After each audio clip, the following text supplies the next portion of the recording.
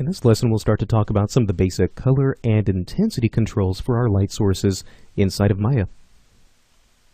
Okay, so we're going to start with this little simple scene here. Again, we're going to spend the next few lessons just sort of taking a break from our mech scene and just sort of spend some time talking about the basic concepts of lights and how they work inside of Maya.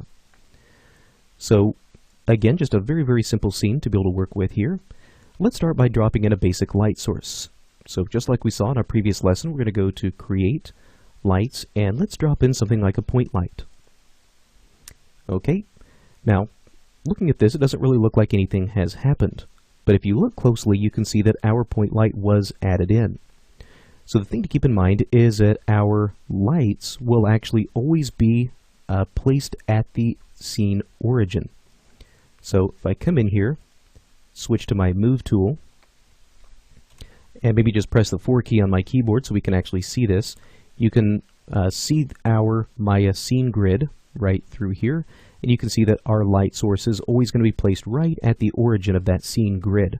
So if you ever start to place a light inside your scene and it doesn't look like anything has happened, always check here.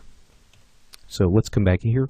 We're going to press 5 and 6 on our keyboard to go back to textured view, so I can just switch to my Move tool and grab my light source. Now, one thing that we can start to do is we can actually see what our light source looks like inside the viewport. So if you press the 7 key on your keyboard, that'll switch us to a lighted view. So we can now actually grab our light source and get a little bit better idea of what that is going to look like inside the viewport. Very nice. So I'm just going to quickly tap the space bar on my keyboard. Sometimes you might need to use multiple views kind of simultaneously to get your light placed. So from the top view, we can sort of grab this and pull it forward if we want our light to be a little bit more forward. From our side view, we can start to adjust the elevation up and down. I find this to be actually a pretty good way to work, actually using multiple views to very easily place our light sources and then just sort of look at the result here in my perspective view.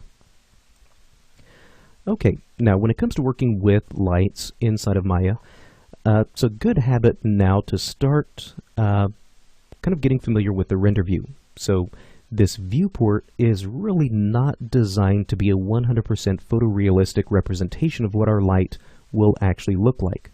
For that, we need to start to take advantage of the process of rendering. So in Maya, we need to make sure that we have our proper view active. So in this case, it's just our perspective view.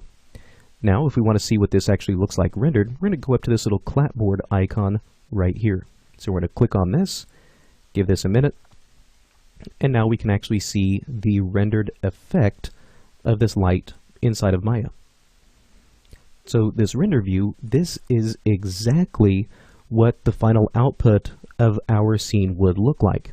So this is really sort of what we have to rely on. This is the point where we kind of have to rely a little bit less on what we see in the viewport and a little bit more on what we would actually start to see inside of the render view. Okay, so while we're inside this render view, one thing to point out is that we really have access to several different rendering engines inside of Maya. So right now, by default, we're going to be using the Maya software render. Now this is pretty good for very, very simple scenes, but what I always find is a good alternative, a much more realistic alternative, is to take advantage of this feature called Mental Ray. Now Mental Ray, we can just choose this from our little menu down here.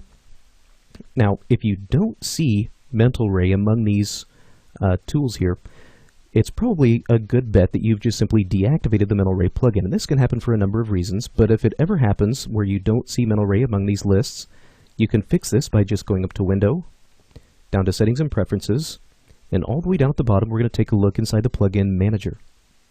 So let's open that up, and all the way down toward the bottom, you want to look for this Maya to MR. That's Maya to Mental Ray. Make sure that's loaded, and then make sure this auto load is also enabled, so that way the next time you launch Maya, the Mental Ray plugin will automatically be loaded. Once you've done that, you should now see Mental Ray among these lists of rendering options. So I'm going to switch to Mental Ray, and now I'm going to take another render. And we can either click on this little clapboard icon back up here where we originally did, or if we're inside the render view, we can use the same exact clapboard icon in here. So I'm going to click on that, give this just a moment. Now Mental Ray is a little bit slower to render, but it's much more realistic, as you can see here. So now that we switch to Mental Ray, we get much more realistic reflections in here. We get some nice shadowing effects from our light sources that we've dropped in. So I would probably recommend early on switching to Mental Ray. This will give you a much better result and much more realistic final output. Okay, so for now, I'm just going to close this out. And now let's get back to our light source. So let's come back in here, make sure that we do have this selected. There we go. Now with our light selected, let's press Ctrl-A on our keyboard to open up the attribute editor. So what we're going to do is talk about some of these different basic color and intensity options. Now up here at the very top we have our light type. Now by default this is going to be set to whatever light we had dropped in this case it's a point light. What's really nice is the fact that we can actually change light types directly from this menu. So if I drop in a point light and then maybe at some point decide, well, you know what, maybe this would actually work better as a spotlight.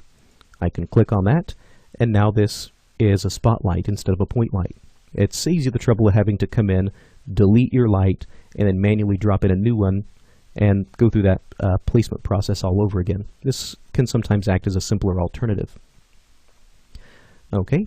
Now below that we have our light color. So right now my light color is set to white, but we could change this to anything that we want. So maybe if I wanted to give this a little bit more kind of blue illumination, we can see now that the light that's coming from this particular light source has much more of a blue tint to it.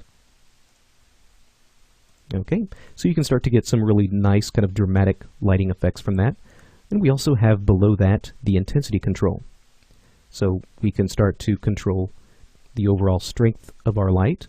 So if we want this to be just sort of dim, kind of a nice little supporting light, we can start to bring that intensity down.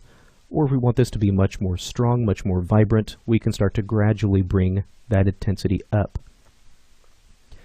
Okay, now these sets of controls, the type, the color, the intensity, and some of these options down below here, you'll find these pretty much on all of the different Maya light types. So these are pretty universal controls. Now in our next lesson, we're going to talk a little bit more about some of these settings and some of these features that are a little bit further down. The diffuse, the specular, and the decay rate. So we'll talk about those in a little bit more detail in our next lesson.